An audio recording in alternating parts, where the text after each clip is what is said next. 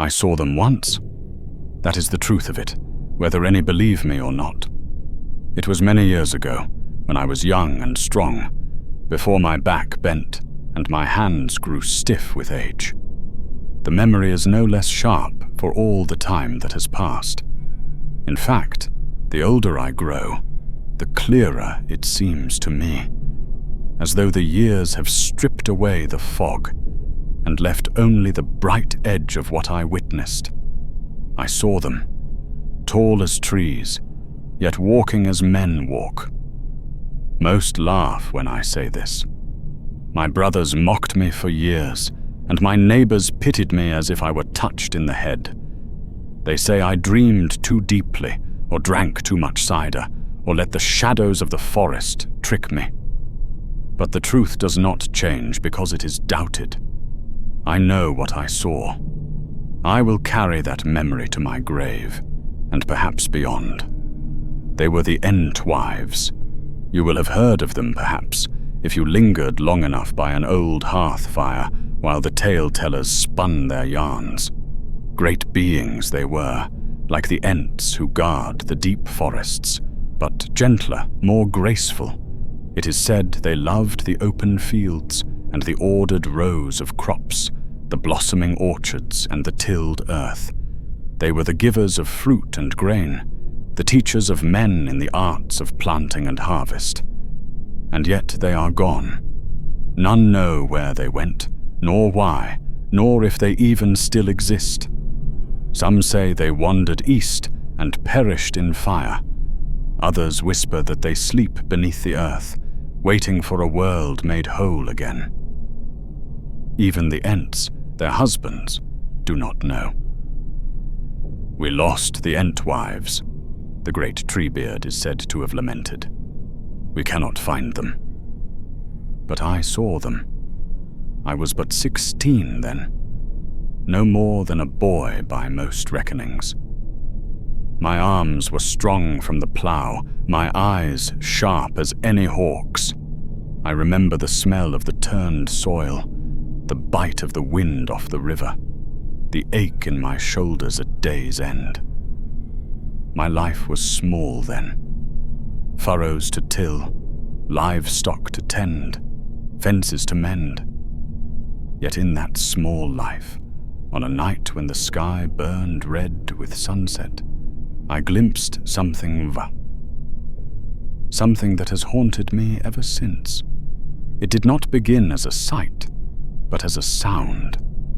Heavy, deliberate steps, like oxen trudging through the fields. But oxen walk with a clumsy tread, dragging the earth with them. This was different, a weight that pressed into the soil, but soft, almost gentle, like the rustle of leaves stirred by wind. I remember pausing, the bucket heavy in my hand, listening with every nerve alive. Then came the voices, not speech, at least not in any tongue I knew.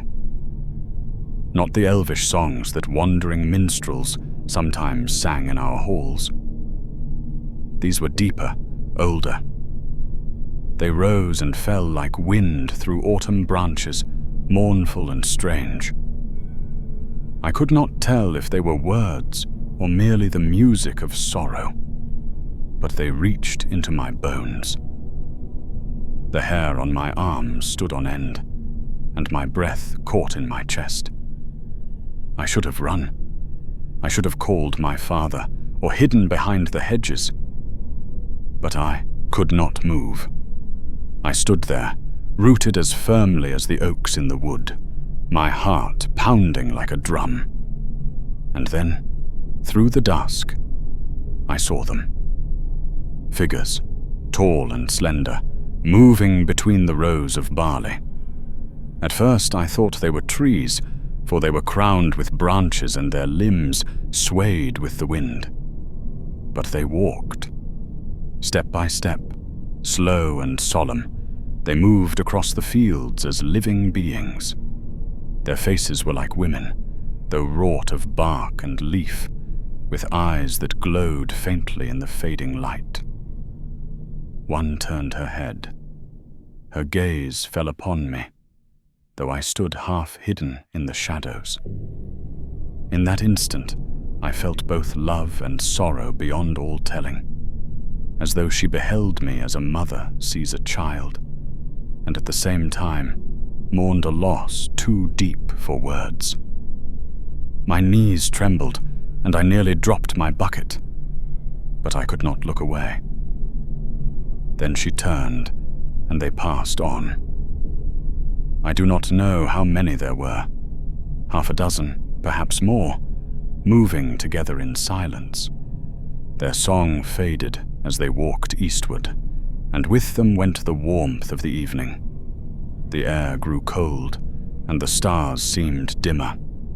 When at last I could move again, I ran home, breathless and shaking. I told my brothers, my father, my mother. They laughed, they scolded, they dismissed me. Dreams, my father said. Dreams and shadows. But it was no dream. I saw them once. I will say it again and again, until my last breath. I saw the Entwives, and though the world may call me mad, though the bards may sing otherwise, I will swear it before any man, elf or king. They were real. I saw them. I was born in the vales east of the Anduin, where the land lies wood and rich, hemmed by low hills and distant woods. Our farm was small but fertile, a patch of soil that had been worked by my family for generations. To me as a boy, it seemed the whole of the world. Furrows of barley, orchards heavy with fruit, and the endless song of the river winding through it all. It was a good life, though a hard one.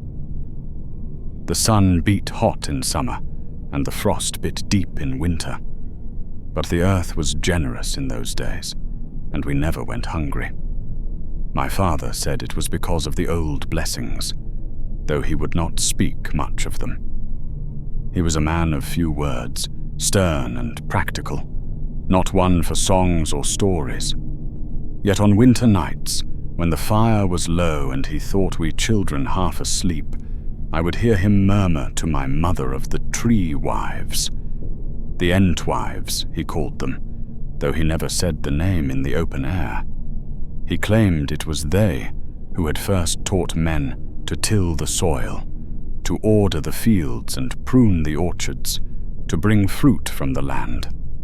Long ago they had walked among us, he said, tall and fair, loving the gardens and the open spaces where crops grew. But they had passed away, gone eastward, and none had seen them since. At least, none save dreamers and liars. So said my father.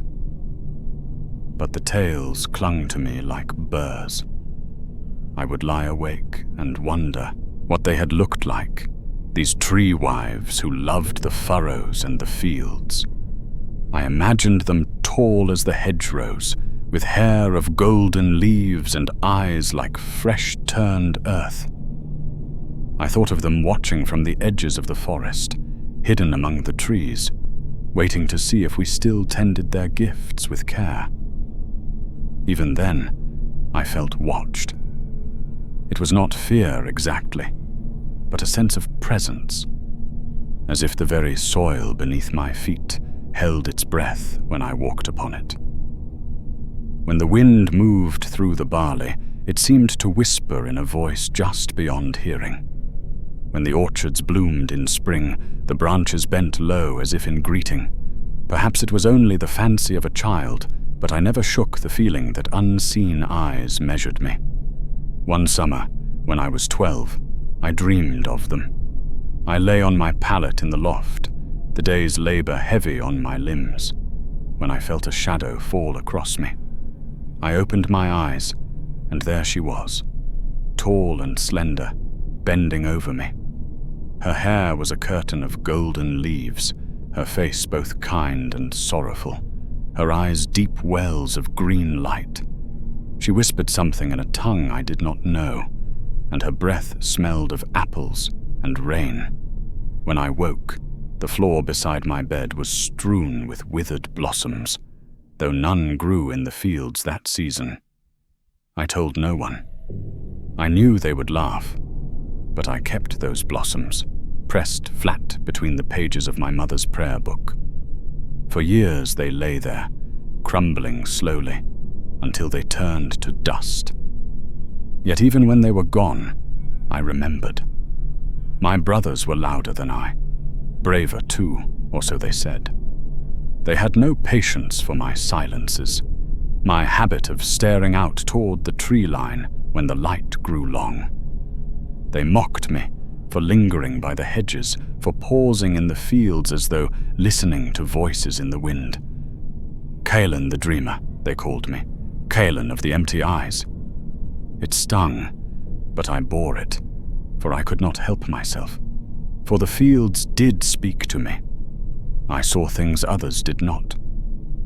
Sometimes in the soft earth after rain, I found prints, long, narrow, pressed deep as though by a weight greater than any man. Too deep for oxen, too wide for deer, too strange for any beast I knew. I would trace them with my fingers, my heart pounding, and then smooth them away before my father could see.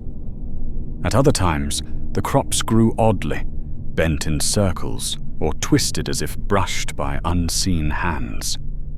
Once an entire row of barley turned to gold weeks before the rest, as though touched by early autumn.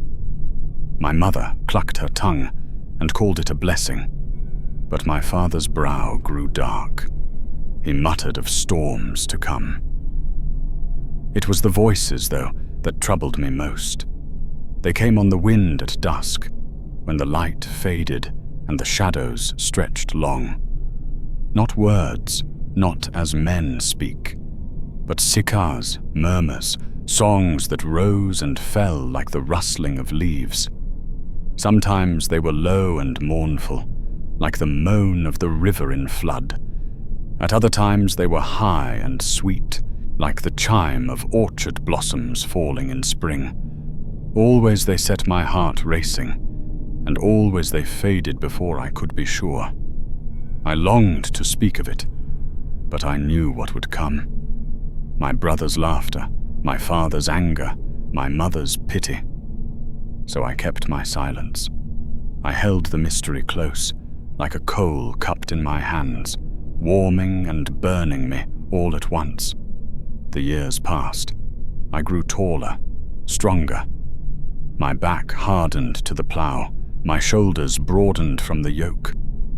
Yet still I watched the edges of the fields, still I felt the eyes upon me.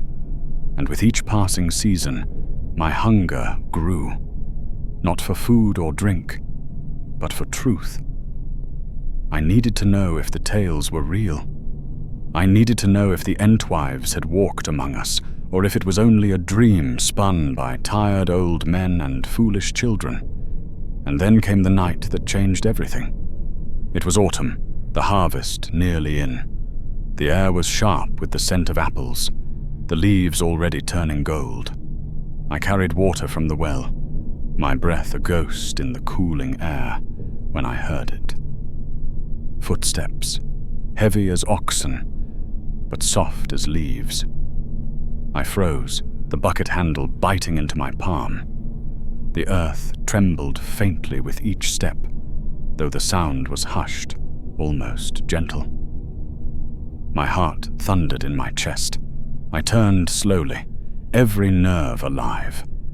And there, beyond the furrows, something moved. Tall, shadowed shapes, half hidden in the dusk. I stood frozen, the bucket slipping from my hand, water spilling into the soil at my feet. The shapes moved slowly, deliberately, their outlines blurring with the dusk.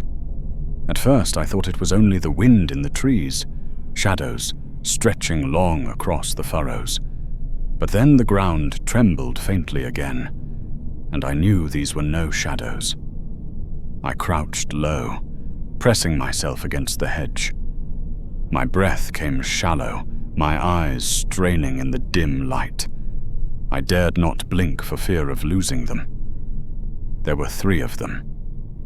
No, 4, I think, though the last was half veiled in mist. Tall they were, taller than any man. Taller even than the hayricks we stacked at harvest. Their limbs were long and straight, their movements slow but sure, like dancers whose steps were measured by some music only they could hear. And they sang. Not as men sing, with words and notes, but with voices like wind through autumn leaves, like the sigh of the earth after rain. The sound rose and fell, weaving together in a harmony both mournful and strange. It filled me with a yearning I could not name, a sorrow I could not understand. My eyes stung with tears, though I did not know why. I leaned forward, my heart hammering. They were not like the tales of the Ents, the shepherds of the forest, whom I had heard described as gnarled and ancient, their bark like oak, and their limbs twisted with age. These were different. Their forms were straighter, more slender, their faces fairer, though wrought of wood and leaf. Their hair was like branches laden with blossoms, their eyes deep wells of green light. One bent low, trailing her fingers across the barley as she passed. The stalks bent toward her touch, shimmering faintly in the dim light, as though bowing in reverence.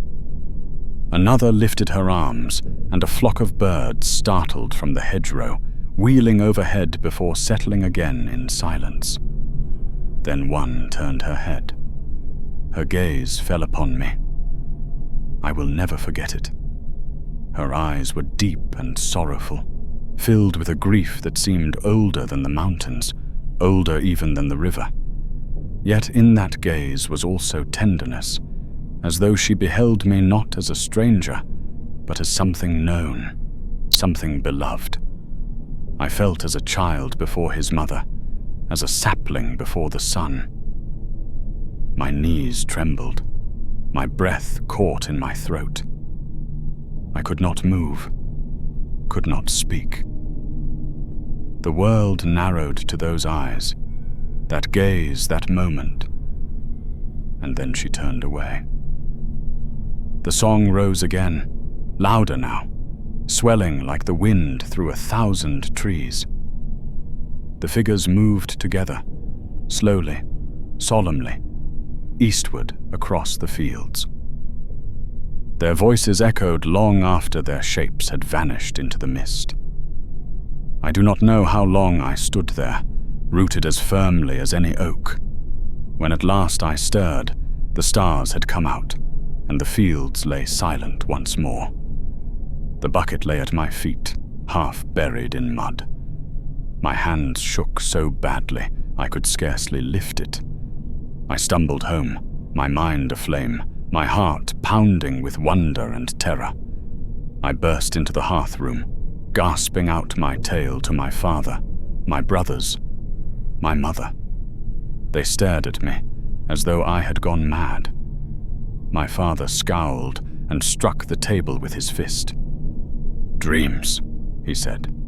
"Dreams and shadows." My brothers laughed, jeering, mimicking my wide eyes and trembling hands. My mother laid her hand upon my arm, gentle but pitying. "You are tired, Carlin," she said softly. "Too much work, too little rest. You saw only what you wished to see, but I knew. I had seen them." That night I lay awake, staring at the rafters, the sound of their voices still echoing in my ears. Again and again I saw her eyes upon me, felt the weight of her sorrow, the tenderness of her gaze. Sleep did not come, and when at last I drifted into dreams, I dreamed of branches bending low, of blossoms falling like Saul, of voices calling my name in the wind. The days that followed were torment. My father set me to work harder than ever, as though to drive the folly from me. My brothers mocked me at every turn. Yet still I could not forget. I searched the fields each dusk, lingering by the hedges, straining for a glimpse, an echo, a sign. And then, a week later, I found them again. It was near sundown. I had gone to fetch the goats from the hillside, and as I crested the rise, I saw them below. 5 this time, moving slowly through the fields, their voices rising in song. The light of the setting sun caught their forms, gilding their hair like fire, casting their shadows long upon the earth. I dropped to my knees, my breath stolen from me. Again I watched, entranced, as they moved eastward, always eastward, their eyes never turning to me. One bent to lift a fallen branch, cradling it in her arms as a mother cradles a child, before laying it gently upon the soil. Another raised her hand to the sky, and the clouds parted for a moment, letting the last rays of the sun fall upon her face. I wanted to cry out, to beg them to stay, to ask them why they left, where they went, what they sought. But my voice failed me. I could only watch as they passed, their song fading once more into silence. When I returned home, I said nothing. I had learned my lesson. No one would believe me. But the fire that had been kindled in me burned hotter than ever. I knew then that I must see them again, must learn the truth of their fate. Even if it cost me all I had, I could not stay away. Each evening, as the sun dipped low and the sky burned with the red of autumn, I lingered by the fields, straining my eyes for a glimpse, my ears for a whisper of their song. My father scolded me for neglecting my work. My brothers mocked me more cruelly than before, yet I could not help myself. Something had taken root in me, a seed that grew each day until it consumed all my thoughts.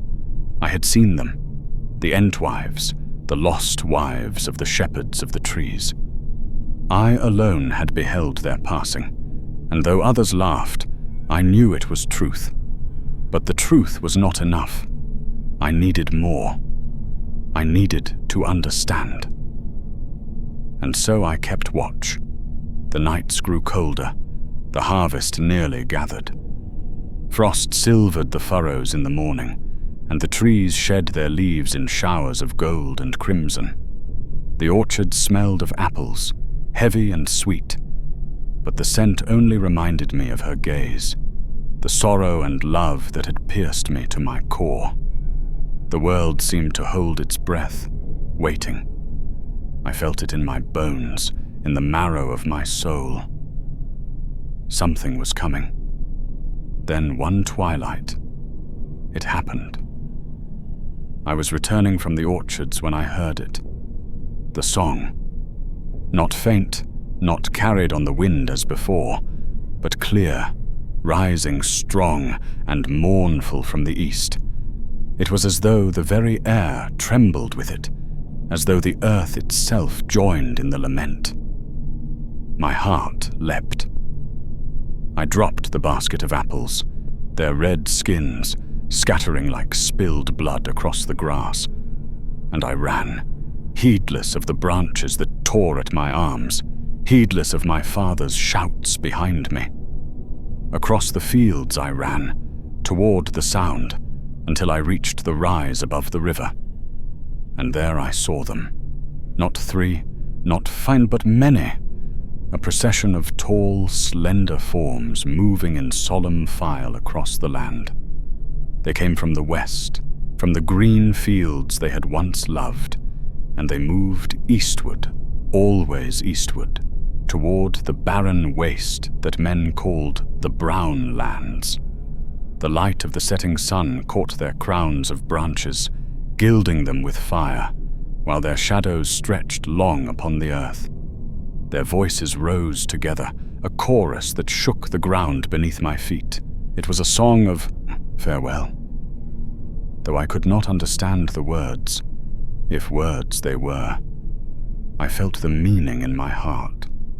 Sorrow and loss, love and parting, grief for what was left behind, and longing for what lay ahead. It was the song of a people leaving forever, a song to mark the end of an age. I fell to my knees, tears streaming down my face. They passed in silence, save for their song, their eyes never turning to me. Some bent to touch the soil one last time, their fingers brushing the stubble of the fields as a mother caresses a sleeping child. As they passed, the furrows seemed to brighten faintly, stalks of barley bowing toward their hands as though in gratitude. Others raised their arms to the sky, and the very clouds seemed to shift at their command, parting to reveal a wash of starlight too early for the hour. And they were many, more than a dozen, perhaps 2. Some were shaped like willows, slender and flowing, their hair like trailing branches swaying in the unseen wind. Others were like oaks, tall and strong, their crowns wide, their steps heavy with authority. A few shone golden, their hair like autumn leaves in sunlight, their eyes deep and soft as river water. Their song shifted as they walked. At first it was mourning, deep and low, like the groaning of the earth itself. Then it rose to something sweeter, though no less sorrowful, like the sigh of wind through blossoms in spring. I thought, though I cannot be sure, that they sang of their husbands, the Ents they had left behind, a refrain of loss, of love severed by distance and time. It was too much for me. My heart ached as though torn. I pressed my hands to my ears, but still the song filled me, filled the marrow of my bones, the blood in my veins. I could not block it out, nor did I truly wish to. At last, one lagged behind. She was smaller than the rest, her crown of branches bare of leaves, her step slower, more hesitant. For a moment, she turned her head, and her eyes met mine. It was the same gaze as before, love and sorrow, tenderness and grief beyond all telling. But now there was something more, a plea, a warning, a silent cry that burned itself into my soul. I felt words rise in my throat, but none came. My mouth moved soundlessly, my chest heaving. All I could do was stare, trembling as her gaze pierced me. Then she turned, and she too passed into the east. The song swelled once more, rose to its greatest height, and then slowly faded. The figures dwindled into the mist, their crowns of branches merging with the shadows, their voices lingering only as echoes in the air. And then they were gone. The fields lay empty, the furrows bare, the sky cold and indifferent. The stars pricked through the darkness one by one, sharp and cruel, and the land seemed hollow without the weight of their presence. I remained there long after they had vanished, staring eastward, my knees sunk into the earth. My body was numb, my hands clutched at the soil as though I might hold it fast, against the loss. My tears had dried, leaving my face stiff with salt. I knew then what I had seen, the last march of the Entwives. They had left us forever. The days that followed were heavy and grey. I spoke of it to none. What use were words when no one would believe? My father already thought me half mad. My brothers laughed at my every silence. My mother pitied me with eyes too kind. I could not bear their mockery nor their disbelief. So I held my tongue, and the fire burned within me alone. But I could not forget. I watched the land with new eyes, and I saw the change. The fields seemed less fertile, the orchards less fruitful, the soil less rich. Crops withered in the furrows, trees bore fewer apples, the river ran lower in its bed. The earth itself seemed bereft, as though it too mourned their passing, and in my dreams I heard their song still, soft, fading, mournful. Always it drew me eastward, toward the brown lands, toward the barren waste where no green thing grew. More than once, I thought of following, of leaving behind my father's farm, my brother's jeers, the plough and the oxen, the life I had known, and walking eastward until I found what lay beyond. Perhaps I would see them again. Perhaps I would learn their fate. But fear held me back. Fear of what I might find, fear of what I might lose. Fear that I would wander into nothing but dust and ash and never return. So I stayed. But the longing never left me. Years passed. I grew older, stronger, a man in the eyes of my kin. I took my place behind the plough, guided the oxen, reaped and sowed. Yet always I watched the horizon, always I listened for the song, and always it was silent. The Entwives were gone, but I had seen them. I alone bore witness to their last march, their farewell to the world they had once loved. And though I could not tell their fate, though I could not say why they left, I knew this. The world was dimmer without them. After the song faded and the fields fell still, I did not return to the house at once. I wandered the furrows until the frost found my ankles and stiffened my boots.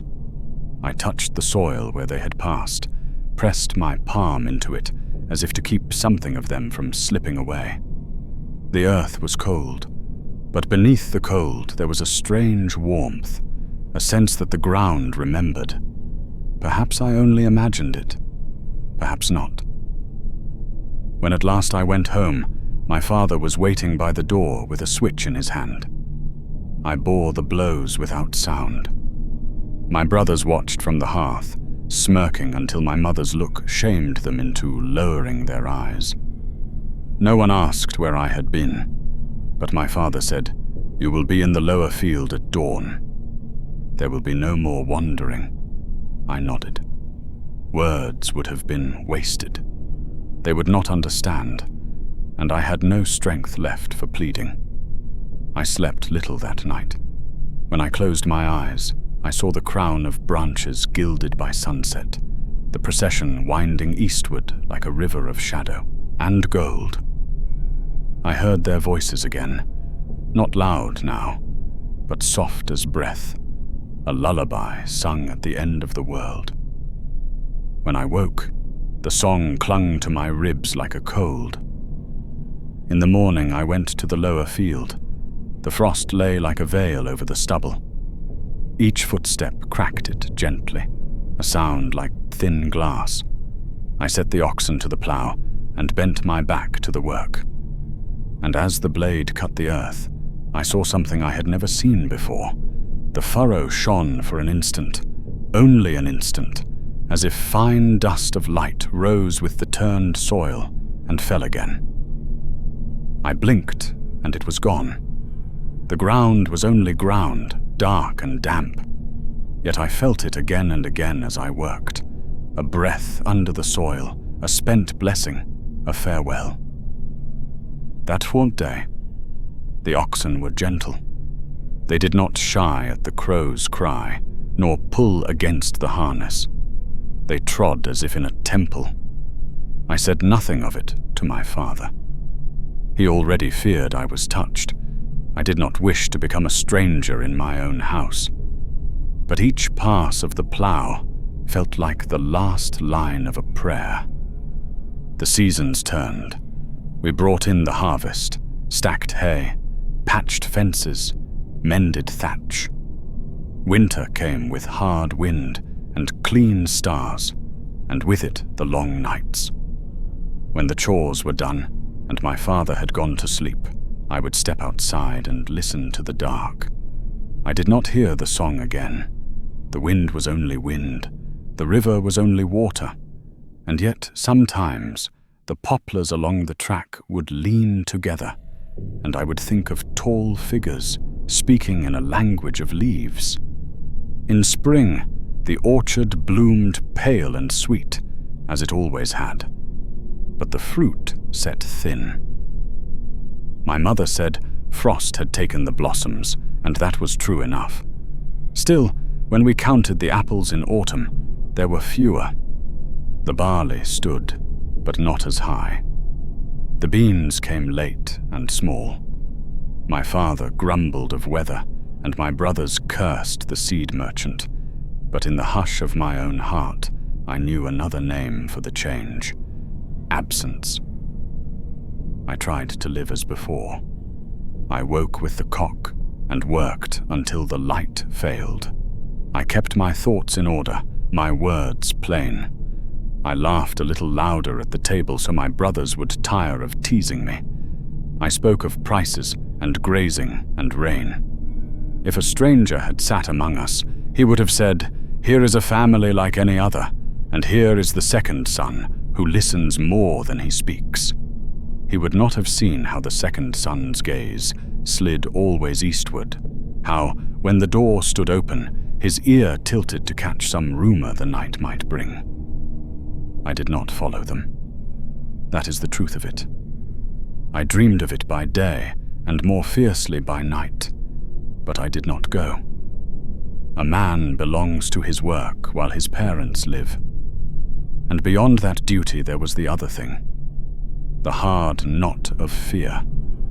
I had seen many kinds of emptiness: a winter larder all but bare, a field where hail had beaten the heads from the barley, a cradle covered with a cloth. I feared the emptiness east of the river would be worse than all of them, an emptiness without memory. Years passed, as years do, quietly and without permission. My eldest brother married and took a piece of the land for himself. My younger brother went north with traders and came back thin and proud with a ring on his finger. I stayed. I learned how to read the clouds and how to lay stone so the frost would not heave it loose. I learned where the river undercut its bank and where the catfish hid. I learned to coax a lame ox to his feet and how to turn a breech calf. There is a tenderness to such things, a knowledge with dirt under its nails. The Entwives would have approved, I think. They loved good work. But all the while, the land faded by degrees. Not ruined, no, not that. A stranger would have said, "What a fine farm." Yet those of us who belonged to the soil felt the dwindling. Tell it how. A tree that once bore 2 baskets gave one. The clover in the far paddock paled, the beans set late. When the river ran high, it scoured deeper and left a film of silt that dulled the shine of stones. The songs my mother sang at the washtub lost a note I could not name. Sometimes, in the last light of a long day, I would walk to the rise above the fields and stand with my hands in my pockets and my jaw clenched, as if anger alone might call them back. I would stand until the bats came out and the cold reached my knees. Once, only once, I thought I heard the faintest thread of melody, thinner than a hair, stretched tight across the dusk. I turned my head to catch it, but it snapped, and the silence that followed was sharper than before. I did not speak of them anymore. Not to my brothers, not to my mother. Not even to myself, except in the hours when sleep would not come. But the memory did not soften. It stood inside me, like a post set in concrete. When my father took sick, it was I who lifted him and washed him and carried him to the privy and back. He was not a cruel man, only a hard one, shaped by work, and it was in those days I learned that hardness sometimes hides a fearful heart. Once, when he did not know I watched, I saw him lay his hand on the window frame and whisper to the orchard as if it were a friend gone distant. He died in winter with frost at the corners of his beard, and the morning after, a wren sang beneath the eaves as if to gently mark the tally of our loss against the ledger of the world. We buried him on the slope where the grass comes early. My brothers spoke fine words, the kind one learns from the priest, and I laid my palm flat on the mound and felt the chill pass into my bones. After, I walked down to the lower field alone. The furrows were dark and clean, waiting for spring, and a thin rim of ice held the puddles. I knelt. "Do you remember?" I asked the ground, though I had not used that voice in years. The wind answered from the north. It smelled of iron and rain and the cold end of things. It was that spring, a hard spring with a sullen sky, that the rumour came riding. A tinker with a oar, squeaky wheel, and a pot patched so many times it had more rivet than tin told us news from the south. "War gathering," he said. Riders mustered in the mark. A wizard passing through the wood that borders their hills. He said it with the pride of a man who has more to tell than his pots can carry. My younger brother snorted and paid him in buttons. The tinker slept in the shed and rose early, and I walked with him as far as the ford. He tried to sell me a cracked ladle. I asked instead if he had heard any songs on the road. "Songs?" he said, scratching his beard. "There's always songs. A drinking song in the North Inn with a chorus that would set a priest on fire. A marching song beat out of buckets.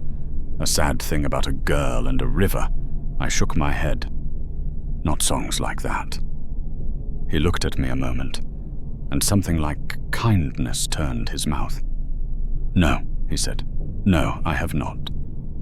I watched his cart sway away through the shallows, and when the ripples had smoothed, the ford remembered only the weight of water. The years that followed were lean, not empty, never empty, while people work and bread bakes and babies cry, but lean in the way a good knife grows thin at the edge. We managed. We always had. Yet the old fullness that had blessed our valley in my boyhood did not return. A cleverer man than I might have found a trick to bring it back. A braver man might have gone east. I did neither. I kept the books, I mended fences, I married a woman with steady hands and eyes the color of the river when clouds pass. We had a son. I named him for my father, and when he clutched my finger with the determination of the new, a happiness like pain split me clean through. I promised him, silently, everything I could give. Bread, shelter, patience, stories. I did not promise him miracles. I had learned not to traffic in those. If you had come then to my door at sunset, you would have found a scene as old as Tilling. A woman at the hearth stirring a pot, a child thudding his wooden horse against the table leg, a man scraping mud from his boots. You would not have known that when the pot simmered and my son banged and the fire sighed, another sound threaded faint and fierce through all of it, the memory of a song that once lifted the world and then left it. I never went east. The lie of a confession would be neat here. I never went, and I was glad of it. But I was not glad. Regret is a stone carried near the heart.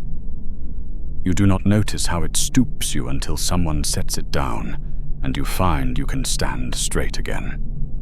No one set mine down. I learned to carry it without letting it grind me to powder. When my son was 10, we walked to the far field together at dusk.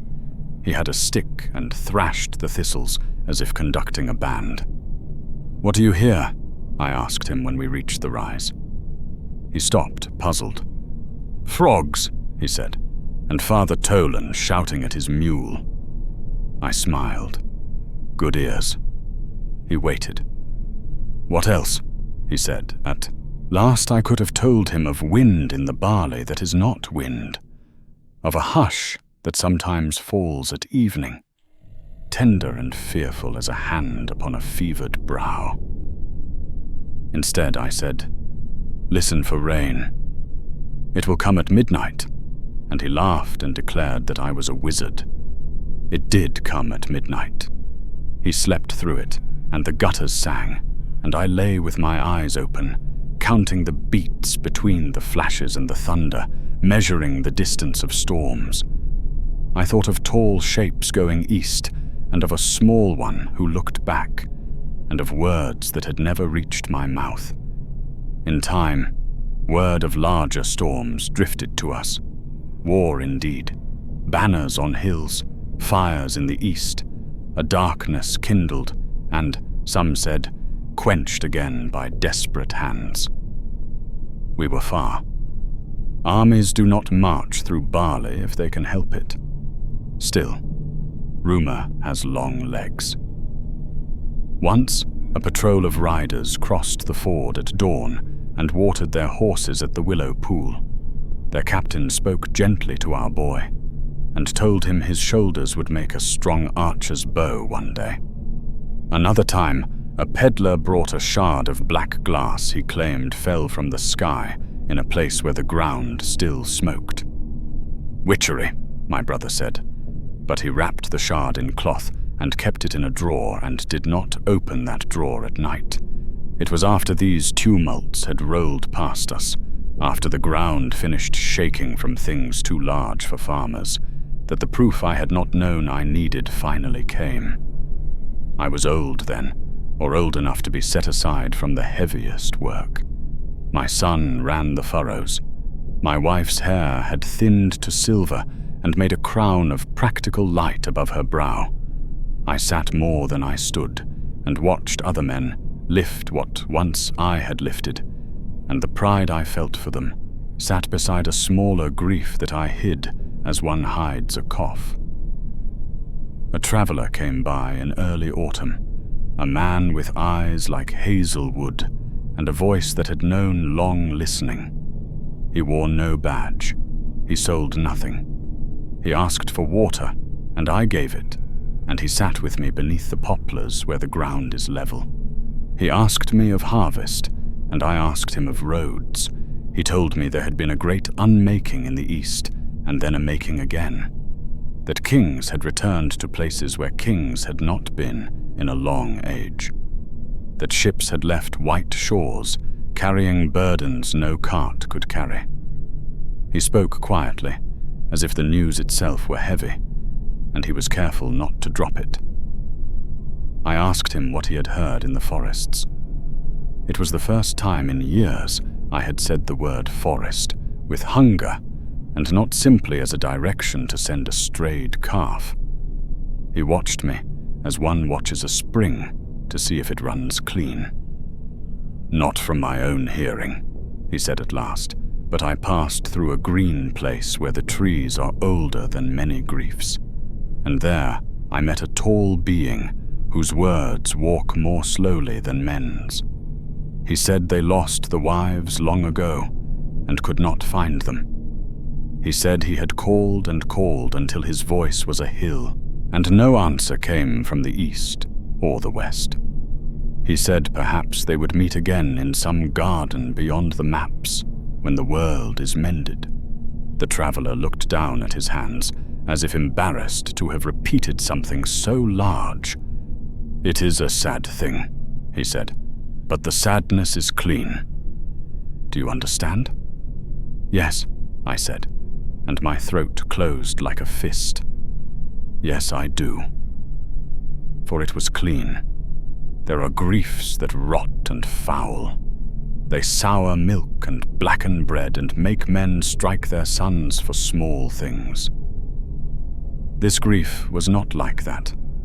It was the kind that clarifies, the kind that sets a coolness in the bones and a steadiness in the gaze. They had gone where I could not follow, and the world, stubborn as a mule, had continued. My life had grown along its furrows like any crop.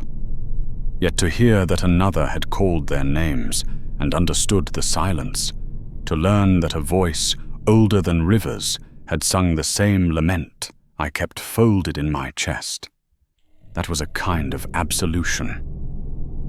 I poured the traveler more water. We sat a while without speaking. At last, he rose. "Thank you," he said, though I had given him only a cup and a listening. When he had gone past the willow pool and the ford had taken his ankles and set them down again, I walked into the orchard alone and stood with my palm against the bark of the oldest tree. It had a seam where lightning had kissed it, long ago. I set my hand over that seam and felt, for a little while, both the pain it had known and the sweetness it still made. The next morning I told my son. I told him all of it, from the first prints in the mud to the last glimpse of a small figure turning her head. He listened without laughter, the way a good man listens at a birth or a death. When I finished, he said, "I believe you," and I discovered then that belief is like rain after a long drought. It does not restore the years, but it makes the next furrow easier to cut. We went on. There is a holiness to going on that saints and ploughmen share. The barley rose and fell and rose again. We buried my mother. We married our boy. We carried a girl child who never drew breath to the slope where the grass comes early, and wept until the wren came again to count us present. We laughed in kitchens and argued about fences and said the wrong thing and said the right thing and learned the taste of both. I made a stool with a wobble that, once noticed, could never be ignored, and my wife put a folded rag beneath the short leg and said, "All things can be steadied if one is patient." I chose to believe her. Sometimes in the autumn, when the orchard smelled of apples, I would look up from the ladder and think I saw, at the boundary of sight, a line of tall shadows moving eastward. It was a trick of light on leaves. It was the memory making its own weather. It was nothing at all. I would climb down carefully because an old man's bones break easily, and place each apple in the basket as if its skin were the last skin I would touch. I grew old. The fields withdrew from me, and then forgave me for withdrawing from them. Men I had taught to lay stone now taught me to sit. I found the quiet company of benches. The world thinned to its essentials: bread, weather, faces. I stopped pretending I did not listen at dusk. I listened and heard what there was to hear. Frogs, the rustle of a vole, my own breath making a small mist when nights were sharp. And sometimes, very rarely, something else, a chord so faint it might have been the creak of the house settling, or the hinge of a gate, or the shifting of old wood in the wind. When I heard it, I did not turn my head lest turning break it. I let it touch me and go. When the time came that my feet troubled my sleep with their pain, and the doctor gave me a bottle of drops and a list of foods I could no longer enjoy, I set myself another kind of work. I sharpened a quill. I found, in a chest, the book that had once belonged to my mother, the one that had held, for a time, the pressed petals of a dream. I took a chair by the window where the afternoon comes kindly, and I began to write. I wrote slowly. My hand cramped. My eyes heard lines together. Some days the words refused, and on those days I walked the length of the lower field and back, leaning on a stick, and said the sentences aloud so the ground would remember them if I did not. I wrote not to convince. They will believe or not, and belief is a weather I cannot command, but to set the posts of the truth straight in my own mind. I wrote so that when my son found the pages, he would know the measure of his father's silence. I wrote down the prints in the mud and the blossoms by my bed. I wrote the first time I heard the steps, heavy as oxen, soft as leaves. I wrote the 3, then 5, then many, and the song that lifted me and broke me and put me down again in a field that looked the same but was not. I wrote the small one who turned her head. I wrote my not going. I wrote my staying. I wrote the traveller's tale of the slow-tongued shepherd in the green wood, far away, who called and called. I wrote the word clean, because that is the word for certain griefs. I wrote my son's, I believe you, and set that sentence twice, as one might lay 2 stones where only one would do. When the last page was done, I left a space. I thought there might be more to say. There is always more to say. But the hand grows tired, and the time grows short. I closed the book and set it on the shelf where the bread warms. My wife scolded me for putting papers near the oven, and I moved it to the chest and pretended to be wise. On the evening after, beyond the hedges, smoke rose from the neighbor's brush pile, and the air smelled like the end of a letter. I walked to the rise above the river and stood without my stick, disobedient as a boy. The light lay flat. Somewhere, a dog barked 3 times and then remembered its manners. I waited. I do not say I expected. Expectation is a younger man's habit. I only waited, and in the waiting I was content. Then all at once the wind moved through the barley with the old cadence. Not the sound, no, but the cadence, the long inhale and the held note, and the falling. It passed through me and left me smiling in a way that must have puzzled any who had looked on. I did not turn to see if a figure stood at the edge of sight. I had learned my lesson about turning. I only said aloud, I remember, and went home. The next morning, I could not rise. My son came to help, and my wife brought a cup that tuned and smelled of apples and something bitter. Rest, she said. You have earned it. I laughed, for rest is not earned like a coin. It is given when the day is done, whether the work was good or not. I do not know if I slept. I know that I went somewhere very quiet and very close, like the space between a hand and the thing it is about to touch. Before I went, I asked my son to take the book from the chest and set it on the table. He did. I asked him to fetch the quill.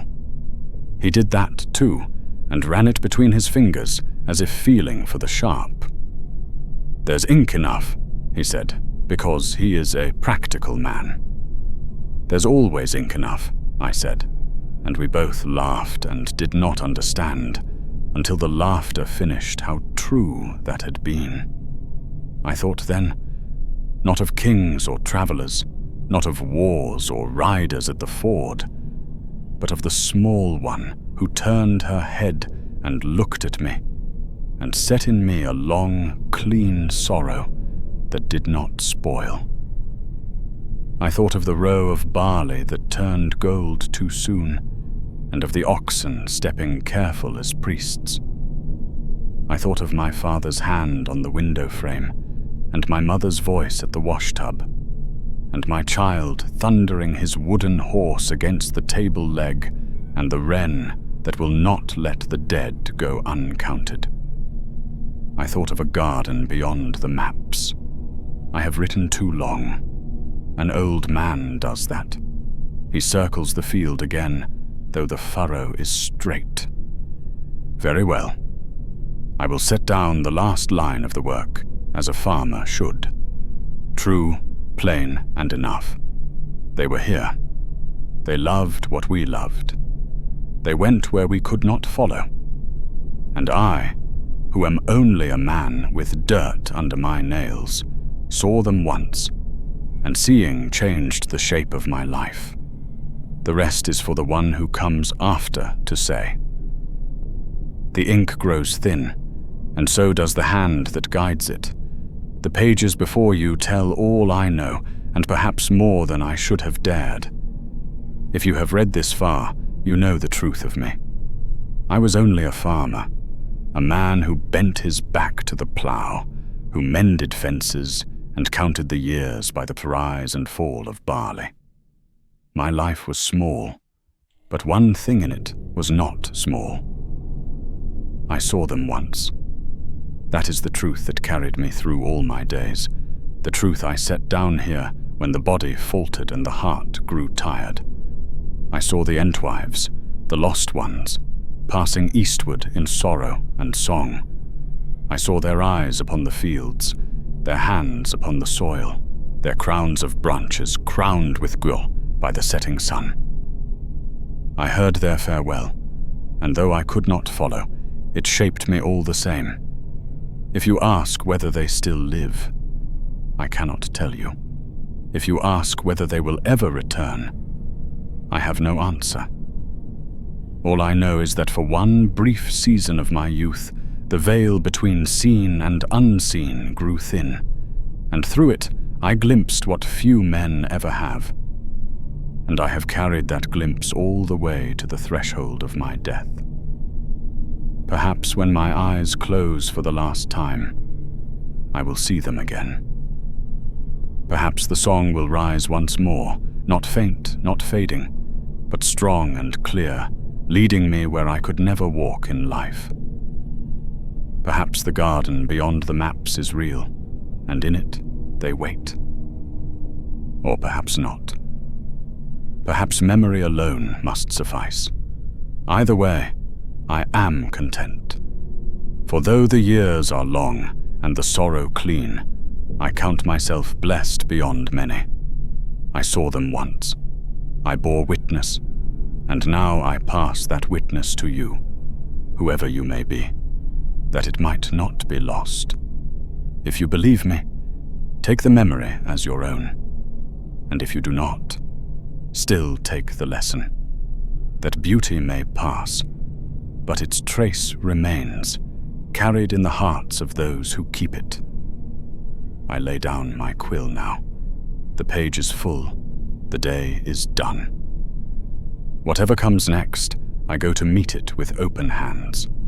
Remember me, not as a prophet or a dreamer, but as a man who once in a twilight field saw tall figures moving eastward and knew he had looked upon the last march of the Entwives. If you have listened to this tale and it stirred something in you, sorrow, wonder, or the quiet ache of mystery, I invite you to stay with us. There are more stories yet to tell, more voices of Middle-earth waiting to be heard. Please do subscribe to the channel if you would like to hear them. Walk with us again, and let the whispers of the Shire guide you into other forgotten corners of this world we love.